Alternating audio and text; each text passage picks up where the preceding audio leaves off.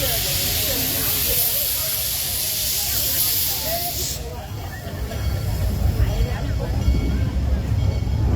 afternoon, ladies and gentlemen, and welcome aboard the Heston and Galena Creek Narrow Gauge Railroad. A few safety precautions to keep in mind as we depart. Please keep your arms and hands inside the train at all motions, and do not stick any other part of yourself that you can think of outside. Please remain seated. And the only thing that's posted on this train is the locomotive. The locomotive pulling our train today is Shay number 7. It was built in Lima, Ohio in 1929, where it was used as a logging locomotive out west in Oregon and New Mexico. And then later, in the 1960s, it was used as a passenger hauling locomotive at another steam museum somewhere in the United States.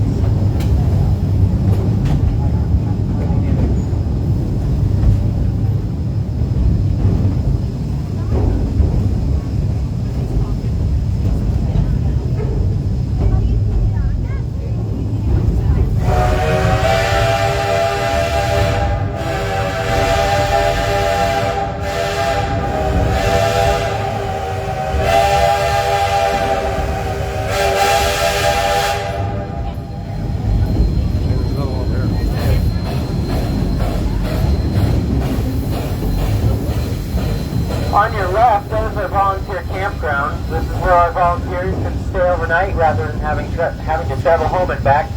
It is very helpful for us so that we don't have to waste precious time, effort, gas, and money just to get home, because some of us live hours away. So if you're interested in becoming a volunteer, inquire today. We can give you some information on how to get involved.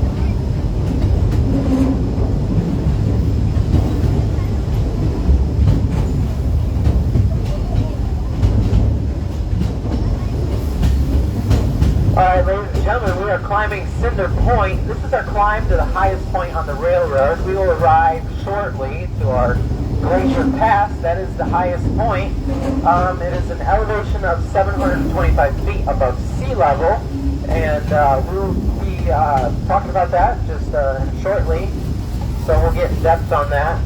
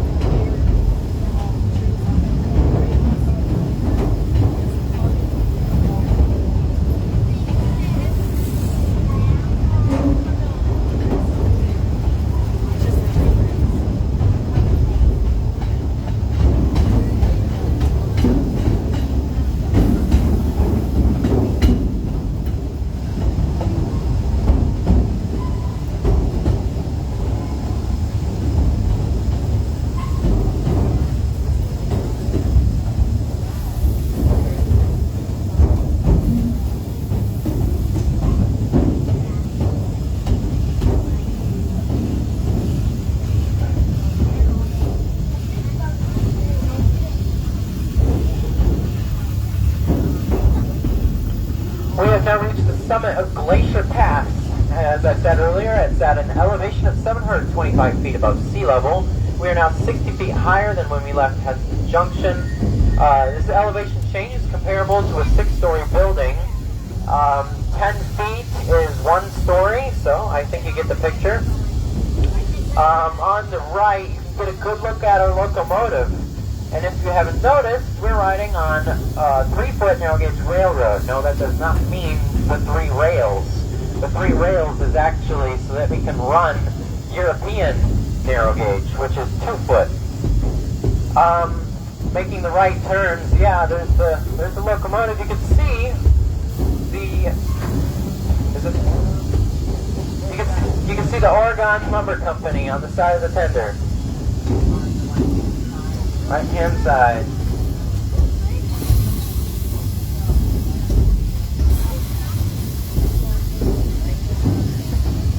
Good.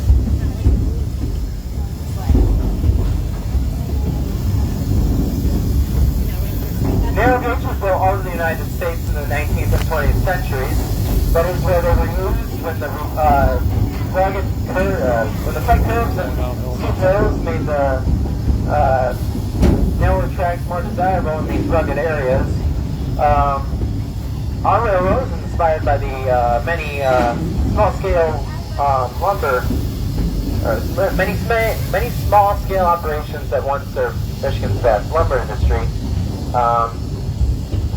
Not only was narrow gauge much less expensive to operate, it was cheaper in equipment costs as well.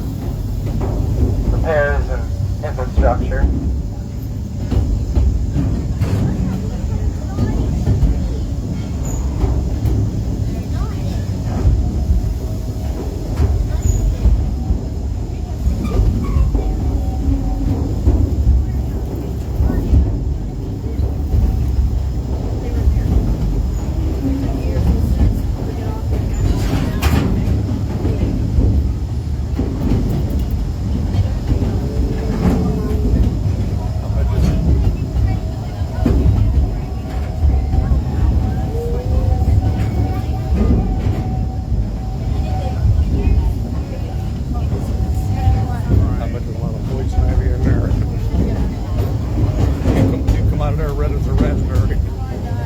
Yeah, probably.